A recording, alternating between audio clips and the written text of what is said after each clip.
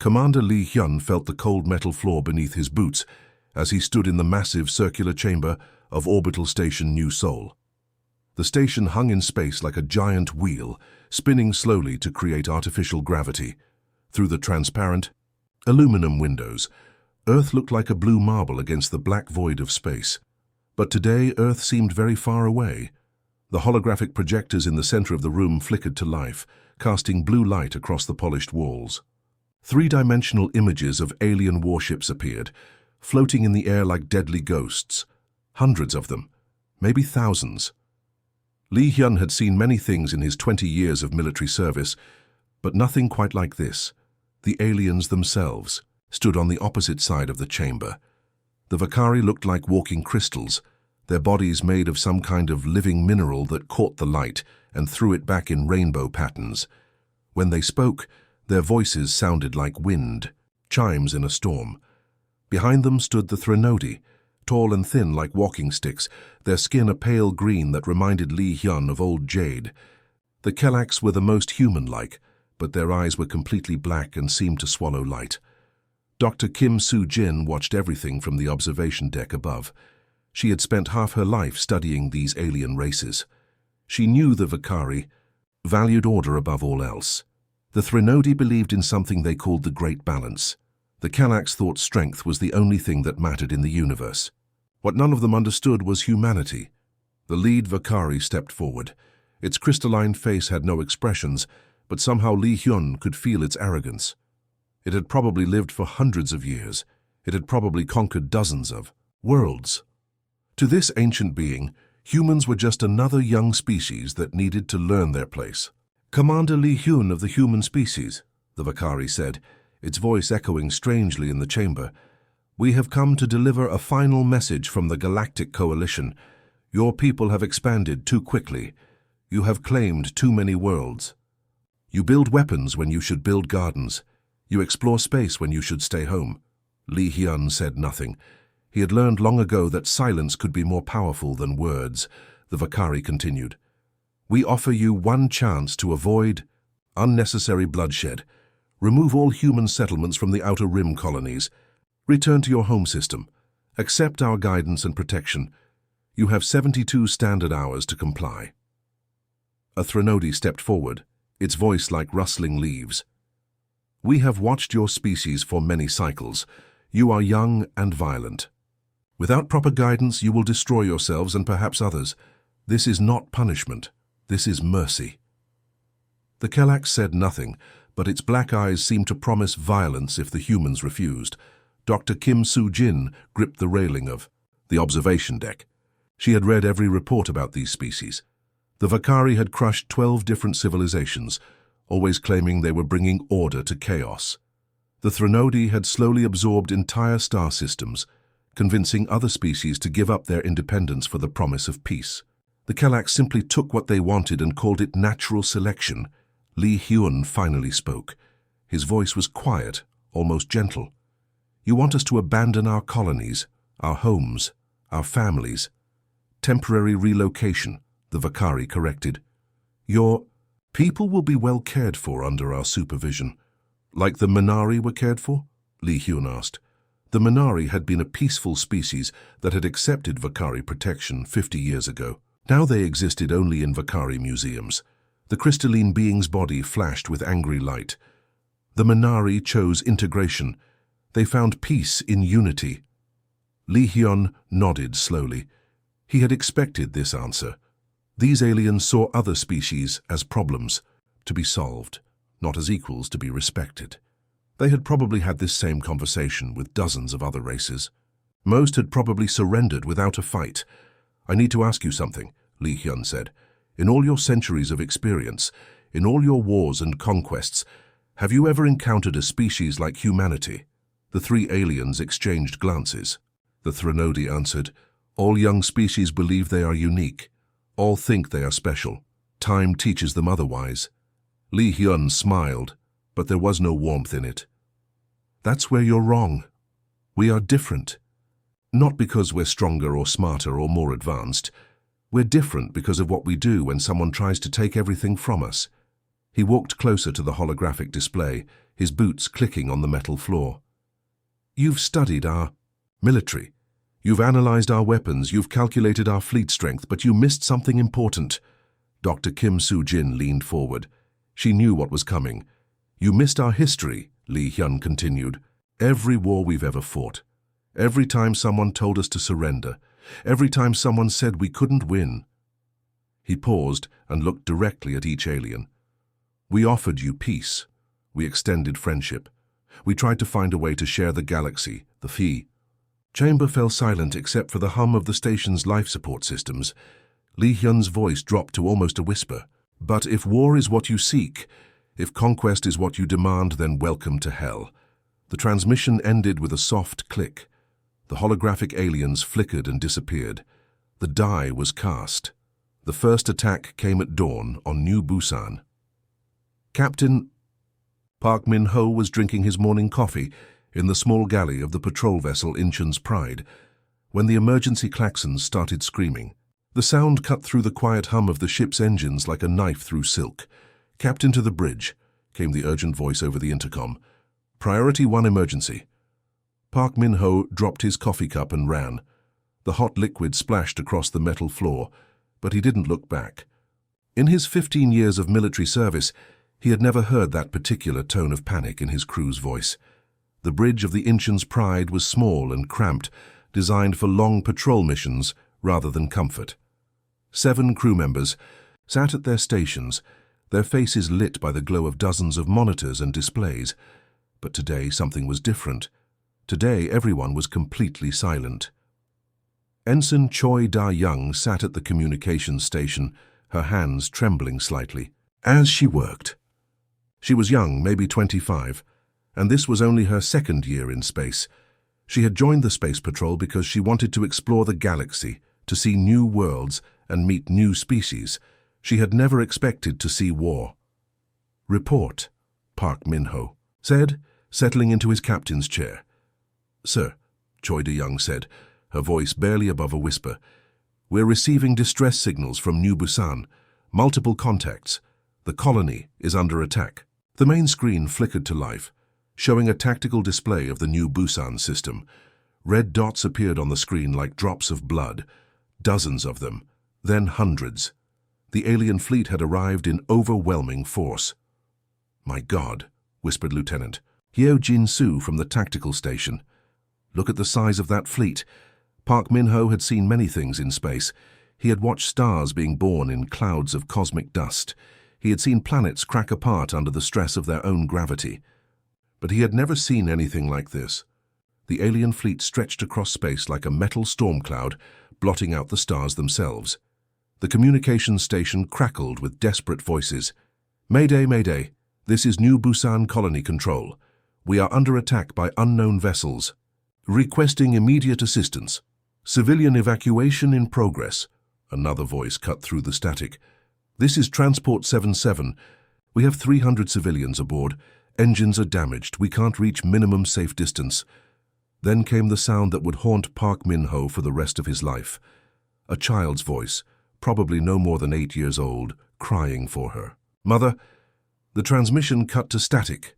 "Captain," said Ensign Ko Tae-min from the sensor station, "I'm reading massive energy discharges from the alien fleet. They're using some kind of plasma weapons. The colony's shields are failing." Park Min-ho watched helplessly as the red dots on his screen began to flicker and disappear. Each one represented a human life, families who had traveled across the galaxy to build new homes, children who had never seen Earth but dreamed of visiting someday, scientists and engineers and farmers and teachers, all of them dying while he sat in his tiny patrol ship, too far away to help.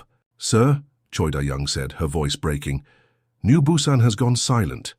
The bridge fell quiet except for the soft hum of the ship's computers. 37 people on a single patrol vessel, watching as an entire world died. But then, the communications board lit up again. More distress signals. Jeju Station was under attack. The mining complex at Daegu 7 was burning. The aliens had struck 3 worlds simultaneously, timing their attacks with military precision. "They planned this," Park Min-ho said quietly.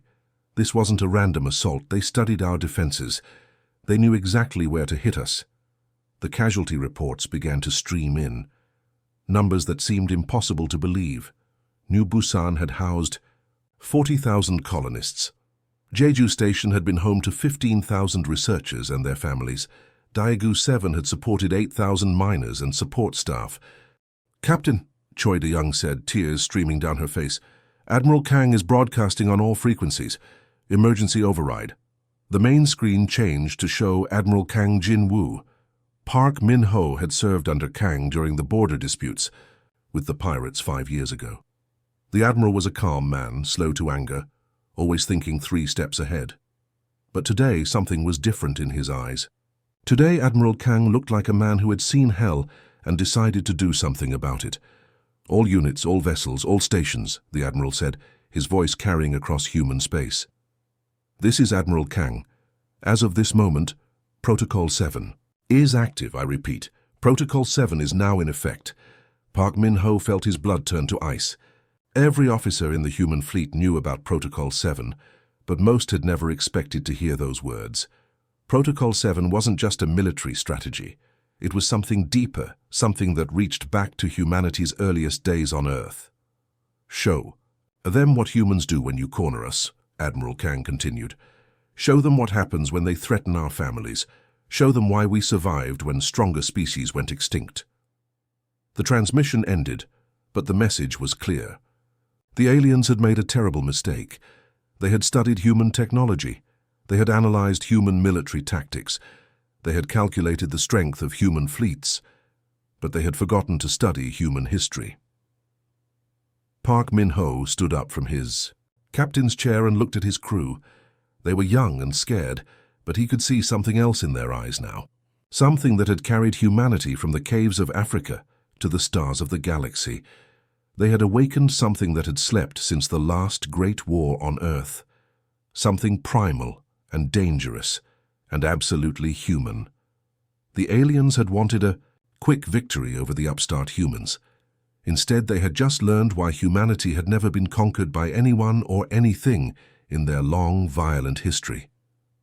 The real war was about to begin. Deep in the asteroid belt, hidden inside a hollowed-out rock the size of a small moon, Major Yoon Tae-hyuk sat in front of dozens of computer screens. The secret base looked like something from a spy movie, with cables running along the walls and the constant hum of powerful computers working day and night. But this wasn't about stealing secrets or breaking codes. This was about something much more dangerous. This was about getting inside the enemy's head. "Major," called out Sergeant Kim Bo-ram from across the room, "we've successfully hacked into the Vakari communication network. We have access to their military channels, their news broadcasts, even their personal messages." Yoon Tae-hyuk smiled. Grimly, the aliens had made their first big mistake. They assumed human technology was primitive compared to theirs. They had built their communication systems with powerful encryption, but they never expected humans to be creative enough to break it. They thought like engineers. Humans thought like artists. Dr. Song Mina walked over to the Major's station, carrying a tablet filled with data. She was a small woman with sharp eyes who had spent most of her career studying alien psychology. Before the war, she had written papers about peaceful contact with other species. Now she was using that same knowledge to drive those species insane with fear. "The first wave of transmissions is ready," she said. "We've prepared a psychological profile for each of the 3 alien species. The Vakari value order and predictability. The Threnodi believe in balance and harmony. The Kelaks respect only strength and dominance. And we're going to give them exactly what they don't want to see," Yoon Tae-hyuk said. The plan was simple but brilliant. Instead of attacking alien military bases or trying to destroy their fleets, the humans were going to attack something much more important. They were going to attack the aliens' sense of security, their belief that they understood how war worked. "Begin transmission," Yoon Tae-hyuk ordered. Across alien space, every communication device suddenly filled with images from Earth's history. But these weren't random pictures. Each species received carefully chosen content designed to disturb them in very specific ways. The Vakari, who loved order and control, saw images of human guerrilla warfare. Videos of small groups of fighters defeating much larger armies through unpredictable tactics. Pictures of humans fighting in jungles and cities and mountains, never following the same pattern twice. The crystalline aliens watched in growing horror as they realized that humans didn't fight like civilized beings. They fought like something wild that couldn't be tamed. The Threnodi, who believed in balance and harmony, saw the relentless nature of human conflict. Images of soldiers who kept fighting even when wounded, even when outnumbered, even when defeat seemed certain. Videos of humans rebuilding cities that had been destroyed, only to see them destroyed again, only to rebuild them once more, the E. Tall, thin aliens began to understand that humans didn't know how to give up. The Kelaks, who respected strength above all else, saw something that chilled them to their black hearts. They saw humans doing impossible things through sheer determination. Pictures of humans climbing the highest mountains, diving to the deepest ocean trenches, surviving in environments that should have killed them. Videos of human athletes pushing their bodies beyond what should be physically possible. The Kelaks had always believed they were the strongest species in the galaxy. Now they weren't so sure.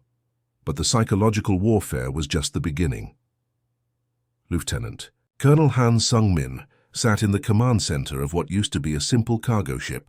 The vessel had carried grain and medical supplies between colonies for 15 years. Now it bristled with weapons that had been built in hidden factories across human space.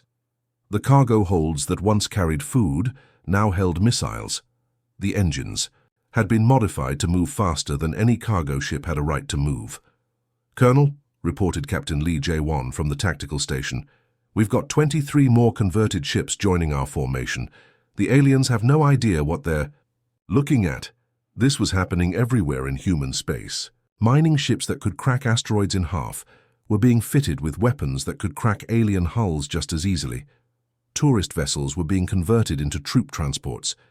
Even scientific research ships were being turned into spy platforms that could slip past alien sensors. Dr. Park Yun-jung had spent 30 years developing new ways to grow food in space. She had won awards for her work in agricultural science. Her research had helped feed millions of colonists across dozens of worlds. But today, she was working on something very different. "If we adjust the chemical composition just slightly," she explained to her team of fellow scientists, "we can turn these fertilizer compounds into something much more explosive. The aliens will never see it coming because they'll think we're just trying to grow vegetables." This was happening in laboratories across human space. Scientists who had dedicated their lives to healing were now figuring out how to cause maximum damage. Engineers who had built homes were now building weapons. Teachers who had educated children were now planning military strategies. The aliens had expected humans to fight like they did, with honor, with rules, with predictable tactics that followed military textbooks written thousands of years ago. Instead, they found themselves facing an enemy that treated war like a creative exercise. Every human seemed to have a different idea about how to hurt the alien invaders. Some of those ideas were brilliant, some were insane, some were both. Major Yoon Tae-hyuk watched the reports coming in from across the galaxy. Alien commanders were starting to panic. Their communication networks were filled with confused messages as they tried to figure out what the humans were doing. "They're asking their superiors for new orders," Dr. Song-mina reported, reading the intercepted alien messages. "But their superiors don't know what to tell them because they've never seen anything like this before." The aliens had made a fundamental error. They had assumed that declaring war on humanity meant fighting the human military. Instead, they had declared war on human creativity, human stubbornness, and human refusal to accept defeat.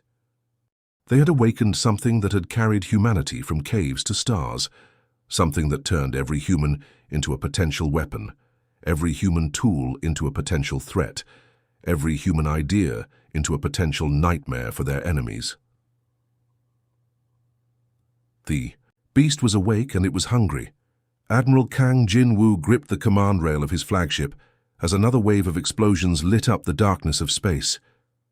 The Soul's Vengeance had been a luxury cruise liner just 6 months ago, taking wealthy tourists on scenic trips around the outer colonies.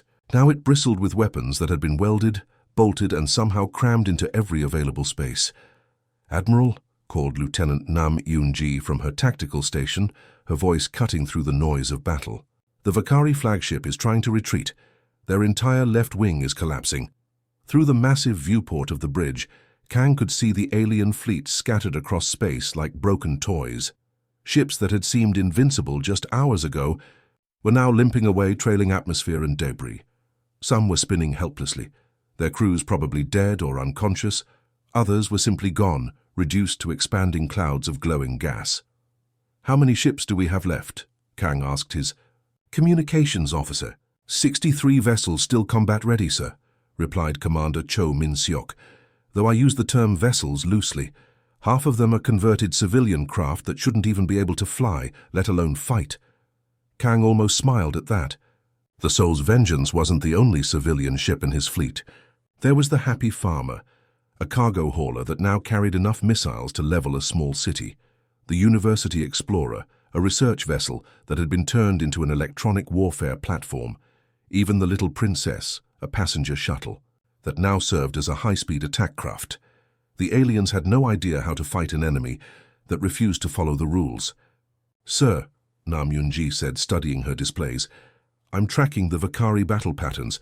They keep trying to form up in their traditional formations, but every time they do, we hit them from an unexpected angle.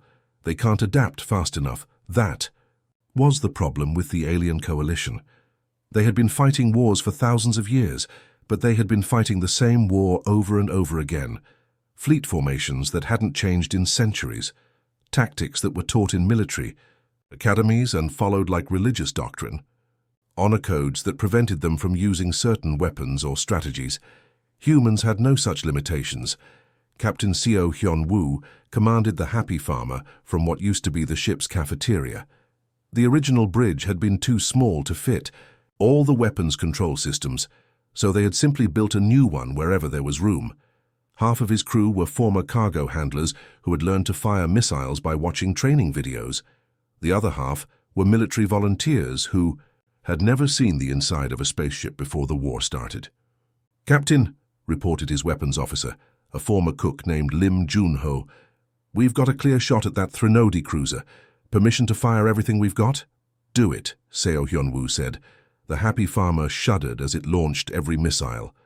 In its cargo hold, the ship had been designed to carry grain and medical supplies between colonies. Now it was carrying death to the aliens who had murdered human children. The Threnody cruiser tried to turn away, but it was too late. Dozens of missiles slammed into its hull, each one carrying enough explosive power to crack a small asteroid. The alien ship broke apart like a flower made of metal and fire. Back on the Soul's Vengeance, Dr. Lee Jae-sung worked frantically in what used to be the ship's swimming pool. The water had been drained out and replaced with workbenches covered in alien technology. Pieces of Vakari shield generators were scattered across every surface, connected to human computers by cables that shouldn't have worked but somehow did. "Admiral," Dr. Lee called out over the intercom, "I've got the alien shield frequencies figured out. Transmitting the data to all ships now." This was what the aliens couldn't understand. It had taken the Vakari 300 years to develop their shield technology. Generation after generation of their finest scientists had worked to perfect it. They considered it their greatest achievement, proof of their superior intellect. Dr. Lee Jae-sung had figured out how to defeat it in 6 weeks. He wasn't even a weapons expert. Before the war, he had been a professor of theoretical physics at Seoul National University. His specialty was quantum mechanics and particle behavior. He had never built a weapon in his life. But when the aliens attacked human colonies, he had applied his knowledge of quantum physics to the problem of breaking alien shields. The results were devastating. "All ships," Admiral Kang announced over the fleet communication channel. "Dr. Lee has cracked their shield technology. Adjust your weapons frequencies according to the transmitted data. Let's show these invaders what human ingenuity can accomplish." Across the battlefield, human weapons suddenly became 10 times more effective. Alien ships that had shrugged off direct hits were now taking critical damage from single shots. Vakari commanders who had felt safe behind their energy shields were now watching their ships come apart around them. Lieutenant Commander Park So-young piloted her fighter squadron through the chaos of battle. Her ships were tiny compared to the alien cruisers, but they moved like angry wasps, stinging the larger vessels and darting away before the aliens could respond. Her pilots were a mix of military veterans and civilian volunteers. Some had been flying cargo runs just months ago. Others had been racing speeders for sport. Now they were all killers. "Blue Squadron," she called out over the radio. "Target that. Galac's battleship. Hit and run pattern Delta. Make them chase us into the asteroid field." The alien ship took the bait, just as she knew it would. The Kellex valued strength and aggression above all else. They couldn't resist pursuing what they saw as weak prey. But as they followed the human fighters into the maze of floating rocks, they discovered too late that the asteroids had been mined with human explosives. The Kellex battleship disappeared in a flash of light that could be seen from 100,000 kilometers away. Admiral Kang watched the tactical display as more and more alien ships began to retreat. Some were trying to reach the edge of the star system, hoping to escape into hyperspace. Others had simply stopped fighting and were broadcasting surrender signals. "Sir," Nam Yunji reported, "we're receiving a message from the Vakari fleet commander. They're requesting a ceasefire."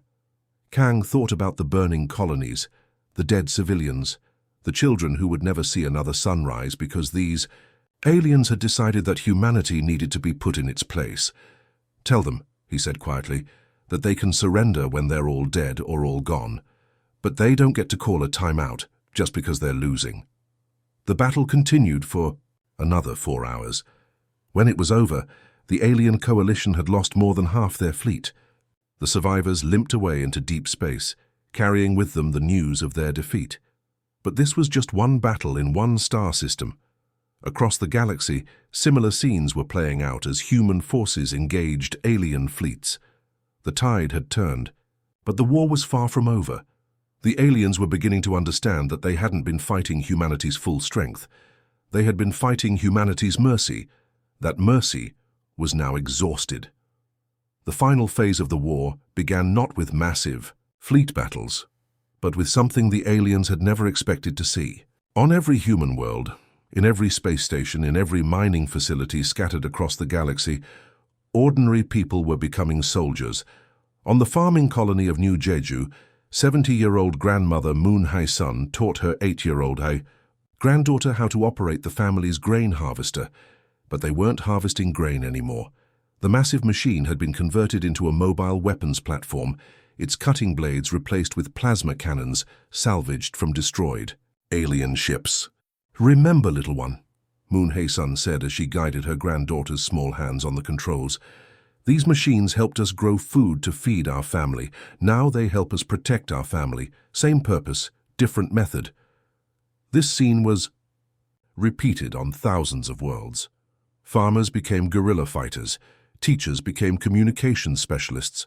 Doctors became weapons engineers. The aliens had destroyed the distinction between soldier and civilian by attacking everyone equally. Now everyone was fighting back equally.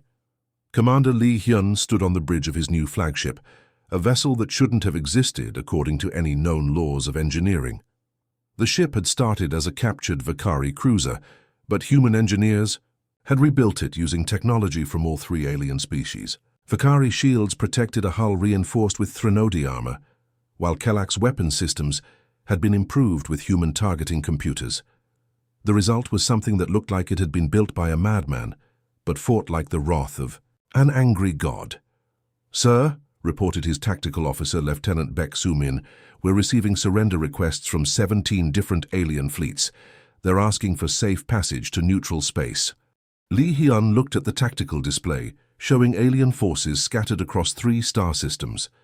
6 months ago, these same fleets had been preparing to crush humanity under their superior technology and ancient wisdom. Now they were running for their lives, leaving behind wrecked ships and shattered dreams of easy conquest. "Patch me through to all alien commanders," Lee Hyun said. His image appeared on communication screens throughout the alien fleets. The same screens that had once shown their ultimatum to humanity now carried humanity's response.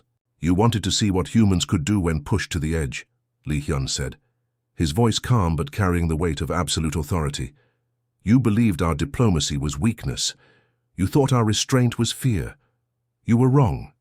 He paused, letting his words sink into the alien commanders who were listening with growing dread. "We offered you friendship. We extended our hand in peace. We tried to share the galaxy with you as equals. But you saw kindness as weakness. You mistook mercy for cowardice. Now you know the truth." On the bridge of the Vakari flagship, Admiral Zarthok listened with growing horror. His crystalline body was flickering with patterns of fear and confusion. In 300 years of military service, he had never encountered an enemy like this. The humans didn't just fight to win. They fought to teach lessons that would be remembered for generations. The human commander continued. "Every world you attacked has become a fortress. Every civilian you targeted has become a warrior. Every defeat you inflicted has become a lesson we used against you. This is what we are. This is what we have always been." Dr. Kim Soo-jin sat in the same conference room where the aliens had delivered their ultimatum months ago, but now the roles were reversed. She was no longer the observer watching from the sidelines. She was humanity's chief negotiator, and she held all the cards. The alien delegates looked very different now. The proud Vakari, who had once demanded humanity's submission, now flickered with dim, uncertain light. The graceful Threnodi, who had spoken of balance and harmony, now trembled like leaves in a hurricane. The arrogant Kelaks, who had promised violence, now avoided eye contact entirely. "The terms are simple," Dr. Kim Soo-jin said, reading from a document that had been written. "In the blood of 3 species mistakes. Complete withdrawal from all human territories. Full reparations for the colonies you destroyed. Technology sharing agreements to prevent future misunderstandings. And most importantly, a formal acknowledgement that humanity is not a species to be managed, controlled, or conquered." The lead Vakari delegate, his voice barely a whisper, asked the question they all feared to hear answered. "And if we refuse these terms?" Dr. Kim Soo-jin smiled, but there was no warmth in it. "Then the war continues, and next time, we won't show the restraint we've shown so far." Captain Park Min-ho watched from the observation deck as the alien surrender ceremony began.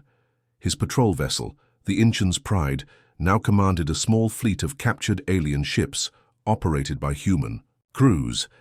The same young ensign who had reported the first attacks, Choi Da-young, now served as his fleet communications officer. The war had aged them all, but it had also taught them something important about what it meant to be human.